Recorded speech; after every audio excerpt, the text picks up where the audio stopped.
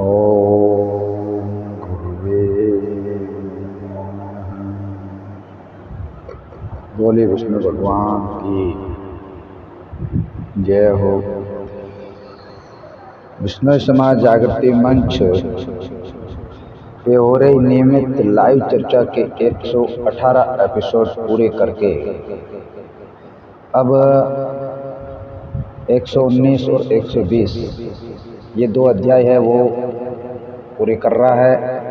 और इसी के साथ में विष्णु समाज जागृति मंच की एक ऐतिहासिक संजीव लाइव चर्चा का पहला चरण संपूर्ण होने जा रहा है रविवार।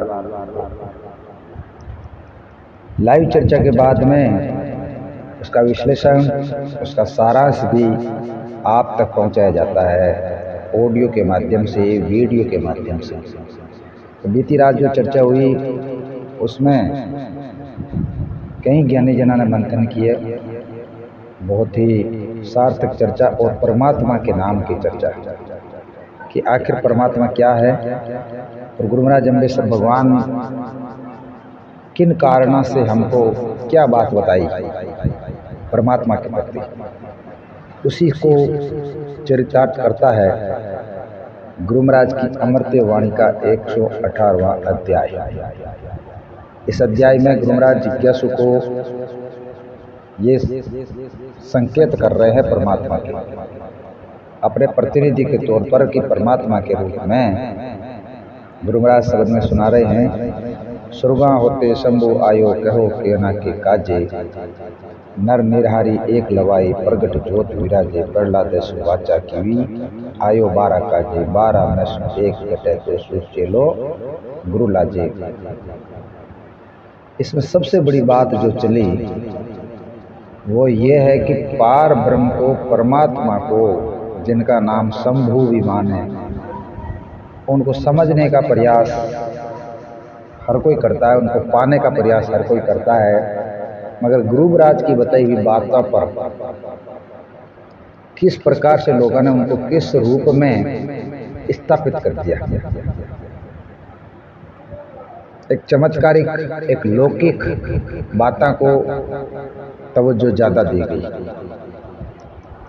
गुरु महाराज अम्बेडकर भगवान हमको परमात्मा के प्रति खींचते हैं, परमात्मा के प्रति हमको बता रहे कि परमात्मा जो सत्ता है वो कैसे है। शंभु का नाम स्वतः उत्पन्न होना, उसके लिए किसी की कोई आवश्यकता नहीं होती है। बाकी संसार में सब चीज़ें एक दूसरे से बनती है, जैसे परमाणु और अणु भी बनते हैं, मगर परमात्मा की जो सत्ता है, जो परमात्मा है वो सर्वव्यापी है, सब की जगह विद्यमान है, सब जगह रहते हैं और यहाँ तक कि अपने आप में भी परमात्मा है, मगर हम समझ नहीं पाते। शंभु का मतलब होता है स्वतः ही उत्पन्न होना। इसी में गुरु महाराज अम्बेडकर भगवान ये कहते हैं कि वो परमात्मा की कृपा से, जहाँ से परमात्मा की कृपा होती है उस स्थान को स्वर्ग कहा जाता है। स्वर्ग रहता शंभु आयो कहो कुना के काजे, नर निरारी एक लवाई। यानी इस भौतिक युग के अंदर में, इस मृत्यु लोक में एक आत्मा के रूप में, उनके प्रतिनिधि के रूप में आना हुआ और नर निरहारी एक लवाही, यानी वो आत्मा वो निराकार है और निरारी है और अकेली है, प्रगट ज्योति विराजे, यानी वो हृदय के अंदर एक ज्ञान ज्योति के रूप में विराजमान रहती है। पहला दसु वाचो कियो आयो 12 काजे, 12 में सु एक अटे तो सूचे लो गुरु लाजे। अब इस पर कहीं लोगों के मत मतांतर है विद्वान। पहला दसु वाचा कियो कीवी आयो 12 काजे, कहीं इनको संख्यात्मक व्याख्या देते हैं जीव को, अब पार ब्रह्म की बातों को कौन पुष्टि कर सकता है? कोई पुष्टि नहीं कर सकता। ठीक है, एक अपना अपना अनुभव होता है, एक एक अपनी अनुभूति होती है, और एक अपने आप का खुद का विवेक होता है कि वो कौन सी बात को किस प्रकार से लेते हैं। ज्ञानी जनों ने बहुत मंथन किया और आगे भी मंथन होता रहेगा, क्योंकि ये परमात्मा के सत्ता की बात है।